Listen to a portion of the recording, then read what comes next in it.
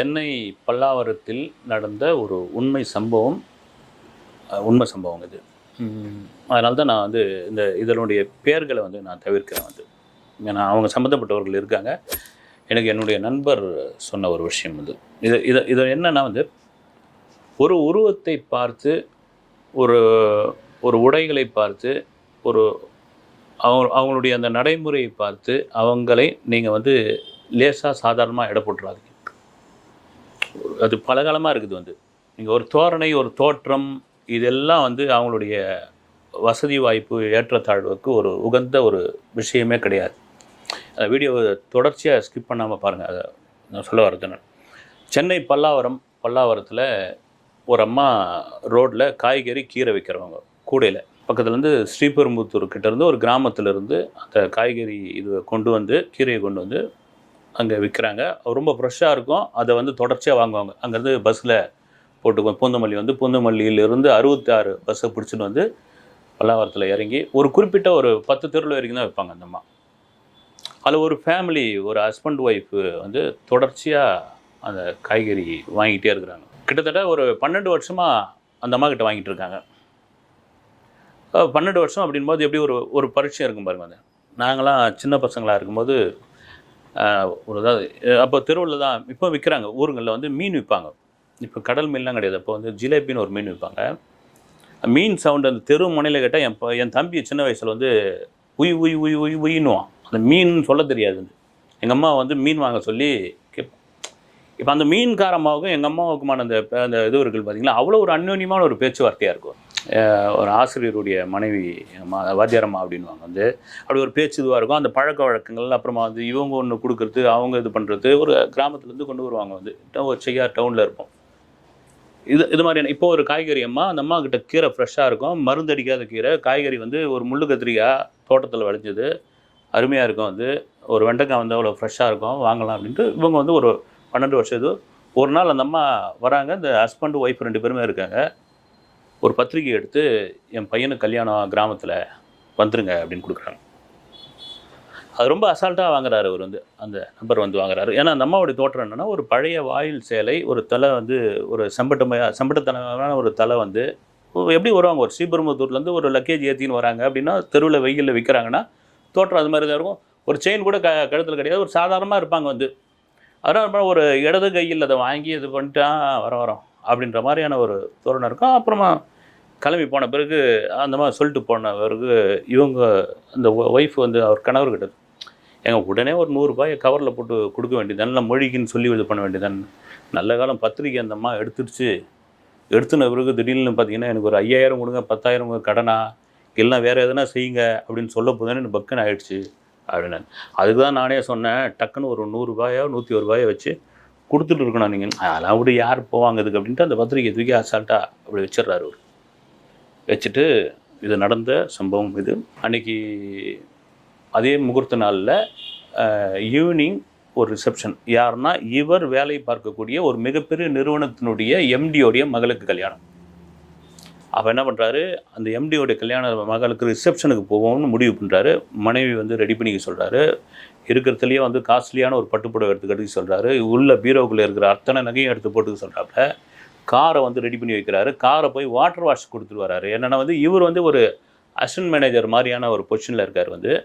Empty கல்யாணம் அப்படின்போது நம்ம கீழே இருக்கிற ஸ்டாஃப்ஸே வந்து ரொம்ப கொஞ்சம் இதுவாக வந்துட்டால், நாம் வந்து அசிஸ்டன்ட் மேனேஜர் ஆச்சு, நாம் எப்படி போகணும் அப்படின்ட்டு பெரிய பரபரப்பாக வர்றார். பெரிய ஏதோ இந்த கிஃப்ட் வாங்கலாமா, அந்த கிஃப்ட் வாங்கலாமா அப்படின்னு முடிவு பண்ணி, ஏன்னா அந்த கிஃப்ட்டை கொடுக்கறத வச்சு தான் முதலாளி வந்து இன்சென்டிவ் போடுவார், போனஸ் கொடுப்பாரு, அடுத்து வந்து ப்ரொமோஷன் கொடுப்பாரு. இவங்களாவே எல்லாத்திற்கும் ஒரு சுயநலம் உண்டு இல்லைங்களா அப்படின்னு முடிவு பண்ணுறாங்க. அந்த கார் எடுத்துக்கிட்டு போயிட்டு ஒரு பெரிய மால், சென்னையிலேயே ஒரு பெரிய மாலில் போயிட்டு ஜேன்னு கூட்டம், வரவேற்கிறது கூட ஆள் கிடையாது.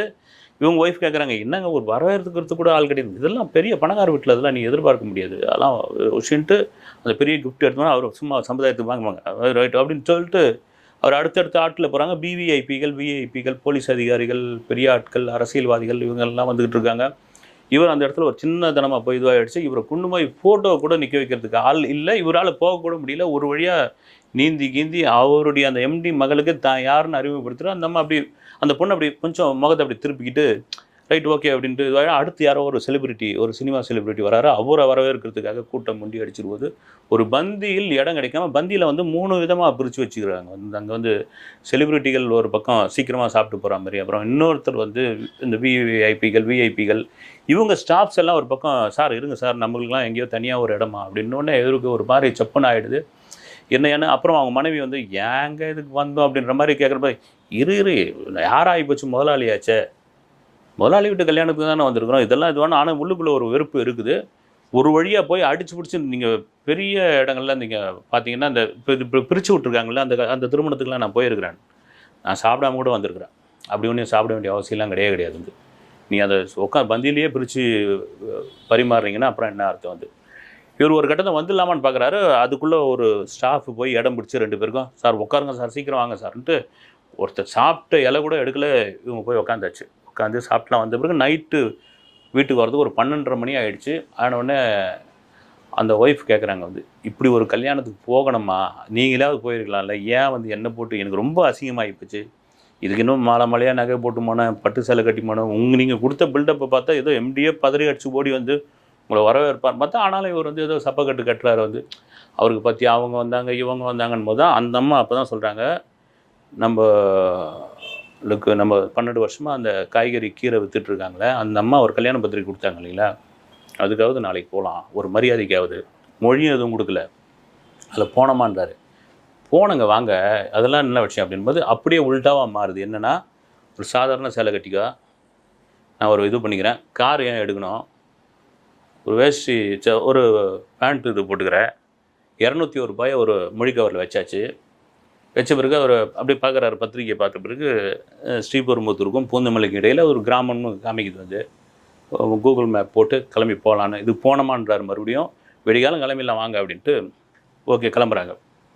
கிளம்பி போகிறாங்க, பைக்கில் போகிறாங்க. போனோடனே இந்த போகிற நபருக்கு வந்து ஒரு என்னென்னா, ஏதோ வராங்க காலையில் ஒரு கீரை வைக்கிற அந்த அம்மா, காய்கறி வைக்கிறம்மா, இதுக்கு போய் மெனக்கட்டுன்னு இவ்வளோ தூரம் வந்து எங்கேருந்து எவ்வளோ தூரம் நம்ம வர வேண்டியதாக இருக்குது அப்படின்ட்டு போயிட்டுருக்காரு. போயிட்டு இருக்கும்போது ஒரு இடம் மெயின் ரோட்லேருந்து ஒரு லெஃப்ட் ஒன்று பிரியுது அந்த ஊருக்கு. இந்த ஊர் தான் போடுதுன்னு அப்புறம் விசாரிச்சுக்கிறாரு. ஆமாம், இங்கே தாங்க அந்த அம்மா பையனுக்கு கல்யாணம், போக சொல்லி உங்களுக்கு வந்து ரேடியோ செட்லாம் பாடம் நீங்கள் கண்டுபிடிச்சிடலான்னு.